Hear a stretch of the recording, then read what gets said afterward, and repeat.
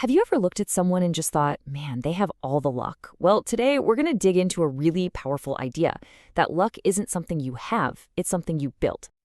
It's easy to feel like luck has just passed you by. But what if that's not really the whole story? What if luck isn't actually missing at all? In fact, what if it's right there, all around you, just waiting, but something is actively blocking it, pushing it away before it can even get to you?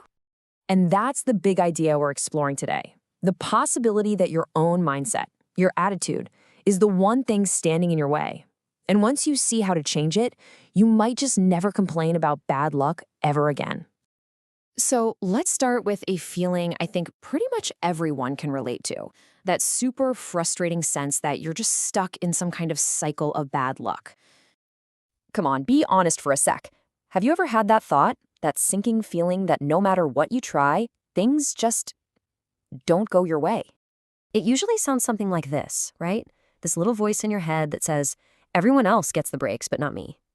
You start to almost expect disappointment. So then, when a good opportunity does pop up, what happens? You hesitate, you doubt yourself, you don't really go all in, and the cycle just keeps on going. But here's the twist. This pattern, it isn't actually bad luck.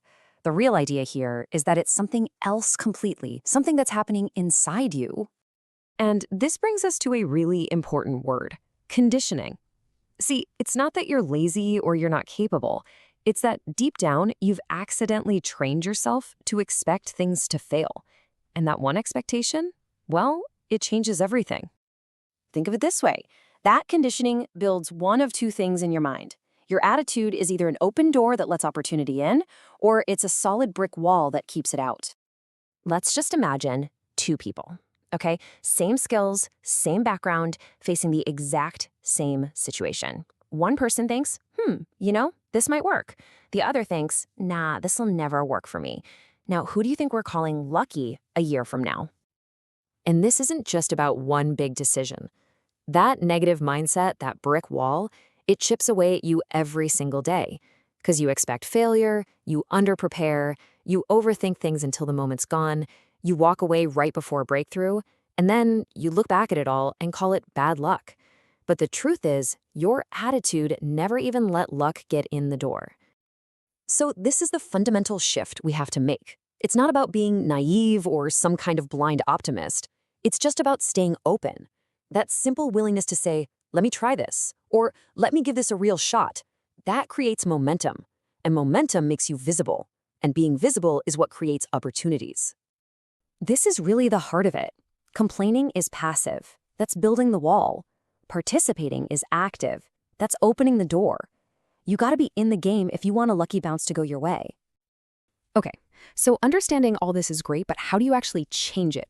Let's get really practical here with 3 steps you can start using right now. These are basically the 3 pillars for building your own luck. First, you have to actually notice what you're telling yourself, that inner dialogue that's holding you back. Second, you have to act before you feel ready. And third, you have to learn how to stick around longer than your own doubt does. All right, let's break down step 1.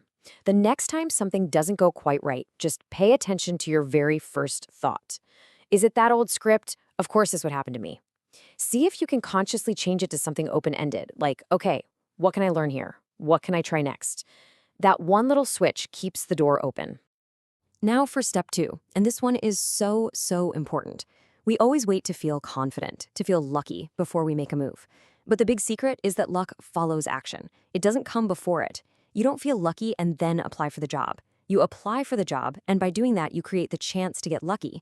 Action always has to come first. And finally, step 3. This is where so many people miss out. They quit too early. The second things get tough, they bail. And then they blame luck. The key is to just hang in there. Luck often shows up late to the party, but it can only find you if you're still at the party. You have to stay in the game just a little bit longer than your doubt is telling you to. So as we wrap this up, the final crucial takeaway is really this.